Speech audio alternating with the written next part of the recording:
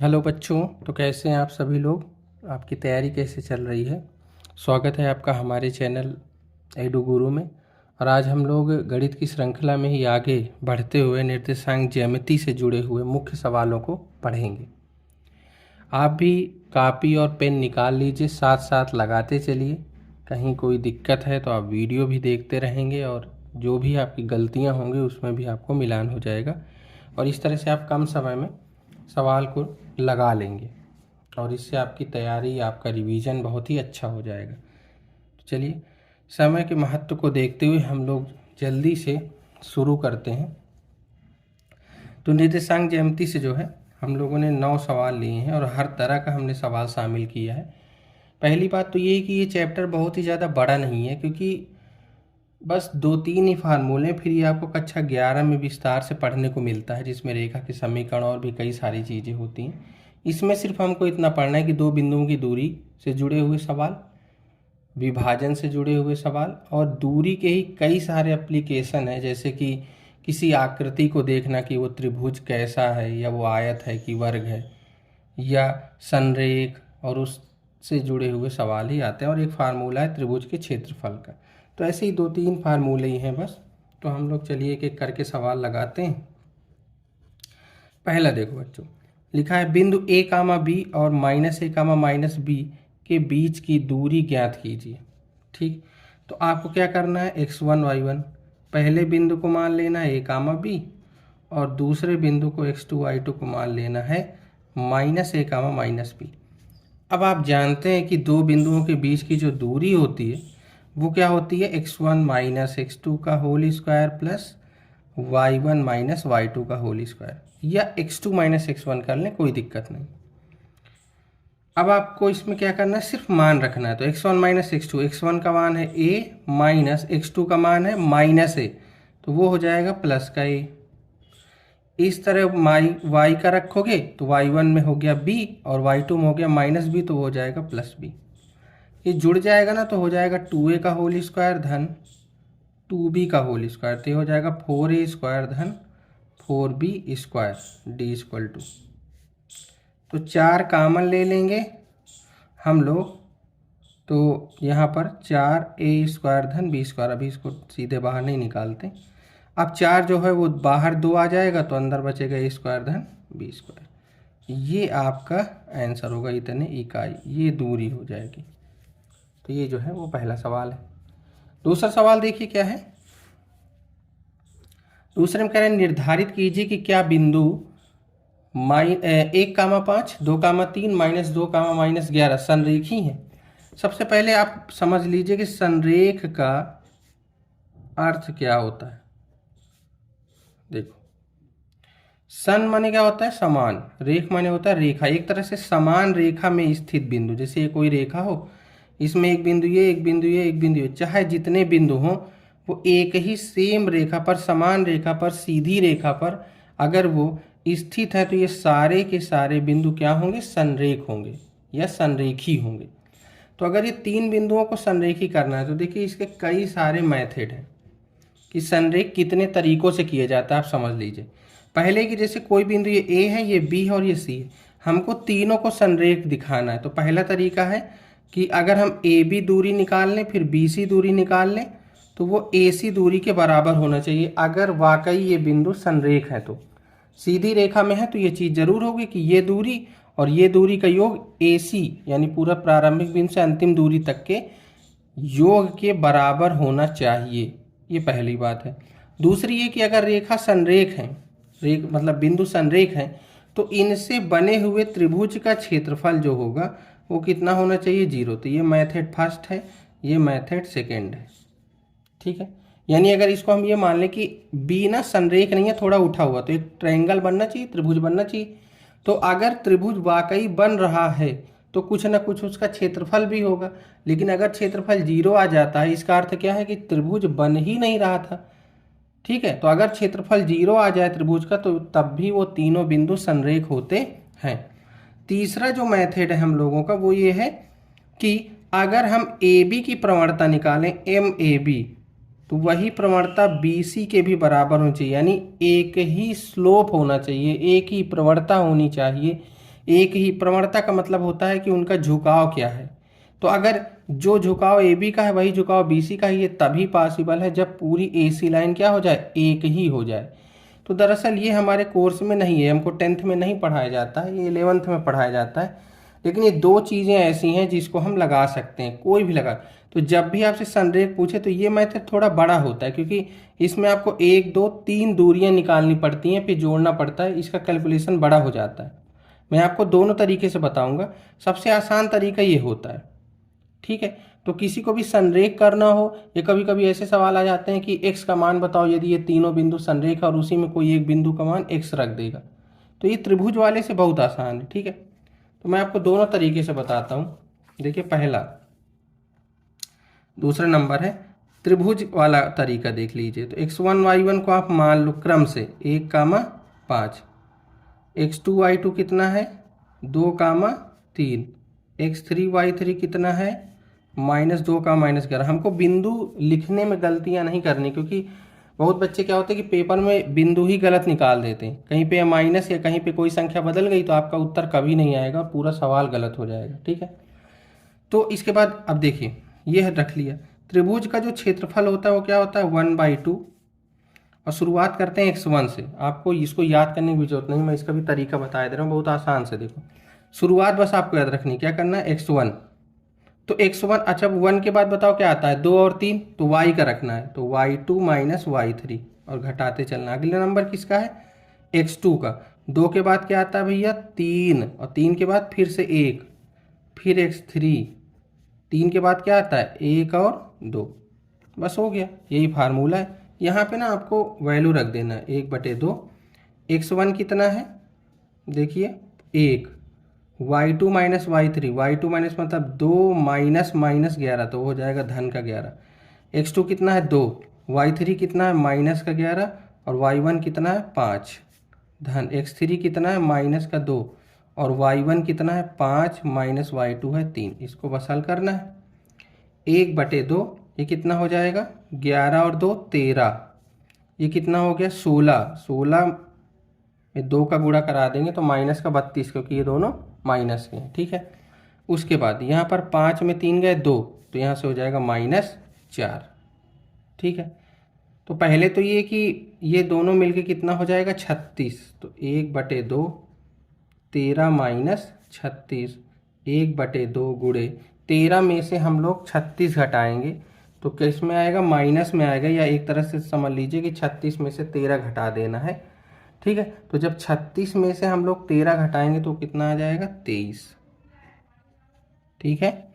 तो ये ना -23/2 ये 0 के बराबर नहीं है। तो अगर ये 0 के बराबर नहीं है तो इसका मतलब क्या है कि लिख देंगे अतः ये तीनों बिंदु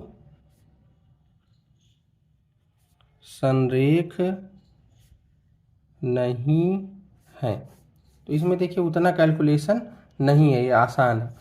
अब दूसरा मेथड भी देख लेते हैं यहाँ पे, सेकेंड मेथड की उसको किस तरह लगाएंगे। तो देखो इसमें क्या है 1/1,5 2,3, ये तो यहाँ पर बिंदु मान लोगे ए कितना है 1,5, बी कितना है 2,3, और सी कितना है -2 का -11। अब आपको क्या करना है ए बी निकालना है, ठीक है, वही डिस्टेंस फार्मूले से जो दूरी वाला हम लोगों का सूत्र है।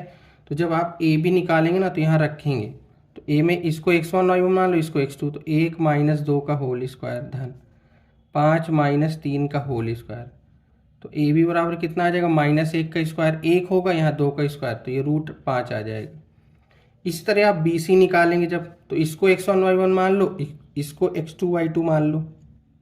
जब आप बी सी निकालेंगे तो वो आएगा √212। इसी तरह आप ए सी निकाल लेंगे, क्योंकि इतना तो आप निकाल ही लेंगे आराम से, दूरी का सूत्र आपको पता है, आप निकाल लीजिए इसको, ठीक है। तो ए सी जब निकालेंगे तो √265 आना। अब क्या होना चाहिए ए बी धन बी सी बराबर ए सी होना चाहिए, तो √5 धन √212 बराबर √265, ये नहीं है, लिख देंगे अतः यह बिंदु संरेखी नहीं है, वही भाषा लिख देंगे यहाँ पर भी। तो आपको जो सही लगता है, दोनों में जो तरीके आसान लगते हैं वो कर लीजिए। अगर आपको कहीं इसका फार्मूला भूल जाते हैं तो भैया इसको लगा लीजिए, सरल है। फार्मूला हालांकि भूलने की बात नहीं, देखो 1/2 x1 से शुरुआत करनी, y2 बीच में घटाते जाना है y के, x1 x2 x3, और 1 के बाद 2 3 आते हैं, 2 के बाद 3 1 आएंगे, 3 के बाद 1 2 आएंगे, इसको लगा लेंगे जल्दी हो जाएगा। ठीक है, तो ये था हम लोगों का दूसरा सवाल। इसको मैंने 2 मेथड से आपको इसीलिए लगवा दिया है, जो आपको सही लगता है उससे लगा लीजिए। ठीक है, तीसरे सवाल की ओर बढ़ते हैं। लिखा है एक अक्ष पर वह बिंदु ज्ञात कीजिए जो 2, और -2, 9 से समदूरस्थ है। देखिए समदूरस्थ से जुड़ा हुआ एक सवाल जरूर आएगा। तो देखो पहले बिंदु के बिंदु हमको पता ही नहीं, तो हमने लिख दिया माना बिंदु। अब बताओ, अब चूंकि बिंदु जो है ना वो एक अक्ष पर है, ये पहले ही दे दिया, तो बिंदु जो एक अक्ष पर है उसको मान लीजिए कि x1 है x अक्ष पर, और x अक्ष पर y का मान कितना होता है 0, तो x1, 0 ये बिंदु माना जाए। क्योंकि अगर आपने x1 y1 मान लिया तो आप कभी नहीं निकाल पाएंगे, क्योंकि जो हमको समीकरण मिलता है वो तो एक ही मिलेगा ना। तो अगर कोई चीज़ एक ही समीकरण है और अननोन 2 है तो कैसे निकाल पाएंगे? 2 अननोन है, यानी 2 चर चाहिए आपको, तो कम से कम 2 समीकरण चाहिए। तो इसीलिए ये दे दिया गया लाइन कि एक अक्ष पर वह बिंदु है, ताकि y का मान आप 0 कर लो, ये बिंदु हो गया। अब जो ये बिंदु है ना, यही बिंदु, जैसे एक बिंदु मान लीजिए 2, -5 है, और दूसरा कहीं बिंदु -2, 9 है, ये 2 बिंदु हैं। ठीक है, और ये x1, जो 0 बिंदु है, ये इससे और इससे समदूरस्थ है। समदूरस्थ का मतलब समान दूरी पर है, यानी अगर ये बिंदु A है, ये बिंदु B है और ये C है, तो जितना AC है उतना ही BC है। यानी ये बिंदु जितना इससे दूरी पर है उससे इतनी दूरी पर है। तो आप समझ गए होंगे आपको क्या करना है, इन दोनों के बीच की दूरी और इन दोनों के बीच की दूरी को क्या करना है, बराबर कर देना है। मतलब AC बराबर BC है, तो AC का मान, इसको x1 y1 मान लेंगे अगर, तो देखो 2, -x1 का होल स्क्वायर धन -5, 0 का होल स्क्वायर, ये इधर का रूट आ जाएगा, और BC को भी इधर का x1 मान लो अगर, तो -2 -x1 का होल स्क्वायर धन 9 -0 का होल स्क्वायर। दोनों तरफ का वर्ग कर देंगे तो रूट हट जाएगा, और इसका स्क्वायर भी खोल देंगे तो आएगा 4 धन x1 का स्क्वायर -4x1 धन 25। यहाँ से आएगा 4 धन x1 का स्क्वायर धन 4x1 धन 81। तो देखो 4 कट जाएगा, x1 का स्क्वायर कट जाएगा, और ये जो है ना -4x1, इसको उधर भेज दोगे, इसको इधर बुला लोगे, तो यहाँ से आ जाएगा 25 -81, और वहाँ चला जाएगा 8x1। ठीक है, 8x1 बराबर 81 में 25 घटा देंगे हम लोग। ठीक है, तो ये कितना बचेगा देखो यहाँ से, तो यहाँ से देखो मान लीजिए यहाँ पर 11 हो जाए, 11 में से 5 गए, 6 बचेगा, और यहाँ बचेगा 5। ठीक है, 56 हो गया। तो x1 बराबर कितना आएगा, 8 सत्ते 56, तो x1 बराबर 7 होगा। तो इसलिए जो आंसर होगा बिंदु का वो कितना होगा, 7, 0, यानी 7, वो बिंदु है जो इन दोनों बिंदुओं से समदूरस्थ है। ठीक है, तो इस तरह से ये ना तीसरा सवाल था। चौथा सवाल समझिए, इंपॉर्टेंट है, पूछा भी जा सकता है। लिखा है x और y में ऐसा संबंध ज्ञात कीजिए जिससे बिंदु x, y बिंदुओं इन दोनों से समदूरस्थ है। देखो ये वही सवाल है, बस वहाँ बिंदु पूछा था और यहाँ एक संबंध पूछ लिया। आप संबंध का मतलब समझ, अभी थोड़ी देर पहले ही मैंने बताया कि अगर आपको 2 चर दे देगा, जैसे यहाँ x, y दे दिया, तो कभी भी आप मान नहीं निकाल सकते, क्योंकि समीकरण हमको एक मिलेगा। कौन वाला, ये वाला समीकरण मिलेगा। अब यहाँ चूंकि ये x1 का मान निकला है, जहाँ xy होगा तो उससे क्या मिलेगा, एक खाली समीकरण मिलेगा, कोई हल नहीं होगा, तो वही समीकरण ही चाहिए। तो सवाल बिल्कुल सही है। तो देखो 3, 6 से ना, जैसे 3, 6 है और ये -3, 4 है, इससे एक बिंदु है वो है x1 x, y, ये दोनों समदूरस्थ हैं, तो ये और ये दूरी दोनों की क्या है, सेम है। तो इसका मतलब ये कि xy की दूरी 3, 6 से निकालने पर, तो d1 बराबर यहाँ d2 मान लो कि भाई ये d1 दूरी है, ये d2 दूरी है। तो यहाँ पर देखो x -3 का होल स्क्वायर, हम x, y को दोनों के रूप में x1 y1 ही मान रहे हैं, और एक बार उसके लिए ये x2 y2 और एक बार ये है। तो देखो x1 माइनस, इसको समझिए, x1 यहाँ से जब करते हैं ना, तो x1 - x2 का होल स्क्वायर धन y2 या y1 माइनस इसको रख देंगे 6 का, ये और ये, तो यहाँ से पहली दूरी ये हो गई बिंदु की यहाँ से, ठीक है। दूसरी फिर ऐसे ही होगा, क्या करेंगे, x धन 3 का होल स्क्वायर, क्योंकि यहाँ पर ये माइनस दिया हुआ है, धन y माइनस 4 का होल स्क्वायर। इसका अब दोनों तरफ का स्क्वायर कर देंगे हम लोग, यहाँ से लिख देंगे दोनों पक्षों का वर्ग करने पर, तो ये रूट जो है वो हट जाएगा, तो यहाँ से इतना बचेगा। इसको खोल देंगे तो देखो आएगा एक्स स्क्वायर धन 9 माइनस 6x धन y वाला पार्ट खोलेंगे तो y स्क्वायर धन 36 माइनस 12y, ये इस पक्ष का है बराबर, यहाँ थोड़ा जगह कम है तो मैं नीचे थोड़ा सा लिखे दे रहा हूँ, तो यहाँ से हो जाएगा एक्स स्क्वायर धन 9 धन 6x धन y स्क्वायर धन 16 माइनस 8y, ये होगा। तो देखो एक्स स्क्वायर वाई स्क्वायर पूरा पूरा कट जाएगा, ये प्लस का 9 भी कट जाएगा, तो यहाँ से जो बचा वो बचा माइनस का 6x माइनस का 12y धन का 36, और यहाँ से बचा 6x माइनस का 8y धन 16। आप किसी भी तरह इन सबको या तो उधर भेज दी तो जो 6 इधर चला जाएगा तो हो जाएगा 12x, ये माइनस का 12y है उधर चला जाएगा तो प्लस का 12y हो जाएगा, और इधर माइनस का 8y है तो 4y बचेगा, 36 उधर चला जाएगा तो माइनस 20, तो ये x और y में एक संबंध होगा, ठीक है।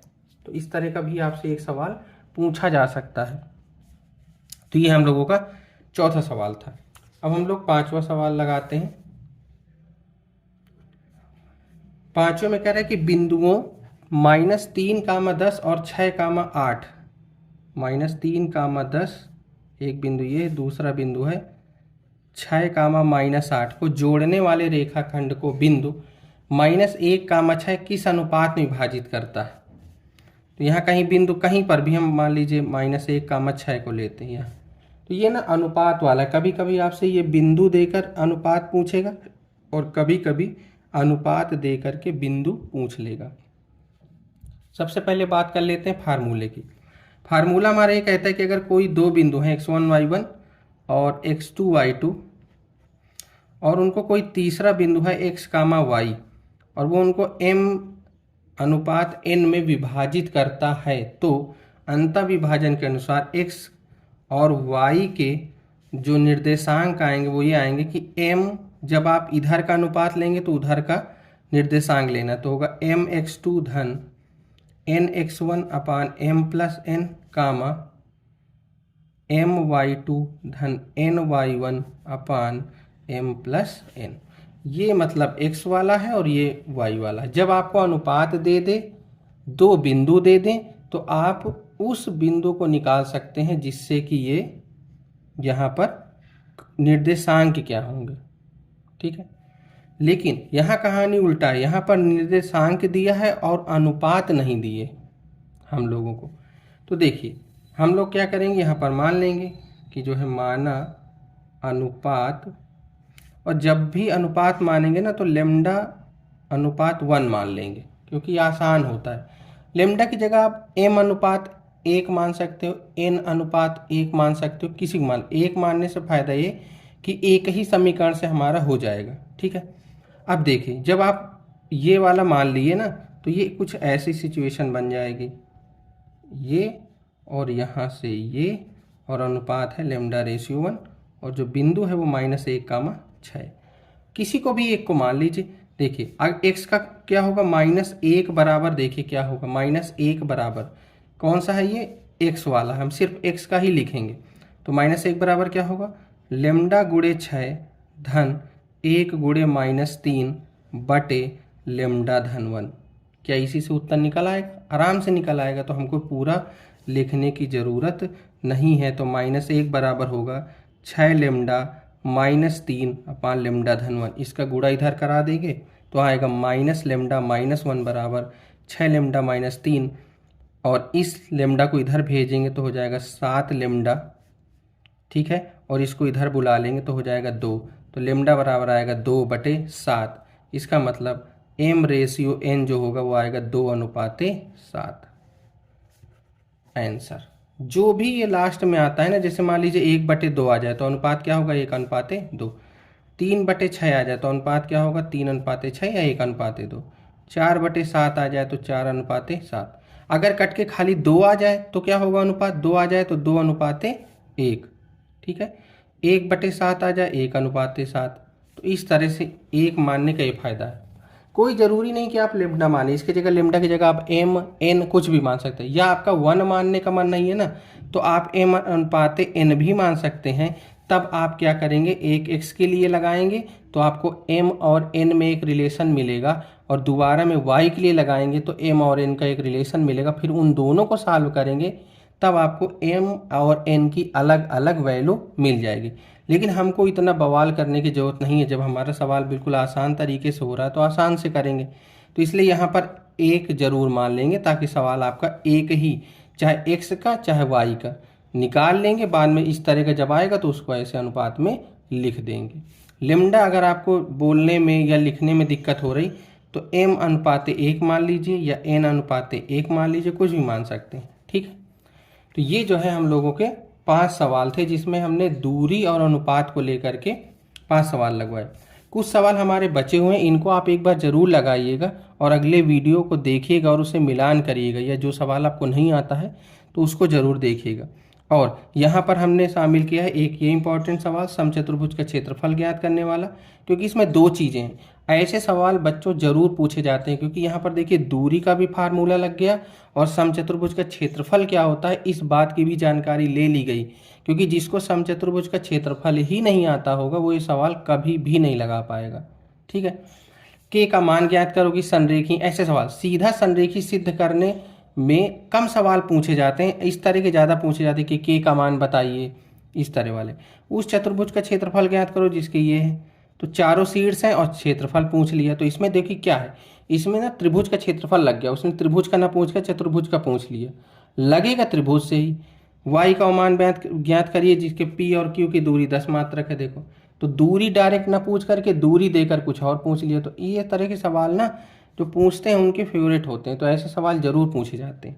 ठीक है, तो इनको मैं अगले वीडियो में डिस्कस करूँगा। ठीक है, तब तक के लिए धन्यवाद। हमारे चैनल को लाइक, सब्सक्राइब और अपने दोस्तों के साथ शेयर भी कर दीजिए, ताकि वो लोग भी इस चैनल के माध्यम से अपने गणित विषय का रिवीजन कर सकें। ठीक है, बहुत बहुत धन्यवाद। अपनी तैयारी जारी रखिए, खूब मेहनत करिए।